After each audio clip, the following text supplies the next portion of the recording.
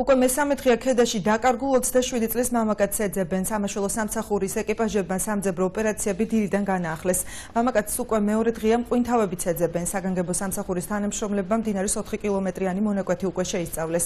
სამსახურის თანამშრომლის სულხან ხაბაზის თქმით, წყალქვეშა სამძებრო სამუშაოები წესით განსაზღვრული 3 დღიანი ლიმიტის ამოწურვის შემდეგაც გაგრძელდება. შეგახსენებთ, სოფელ ცხმორისში მცხოვრები მამაკაცი 12 დეკემბერს საღამოს გაუჩინარდა. მისი ნივთები სამართალდამცველებმა მდინარე ჭოროხის ხიდზე იპოვეს, რის შემდეგაც წყალში სამძებრო სამუშაოები დაიწყო.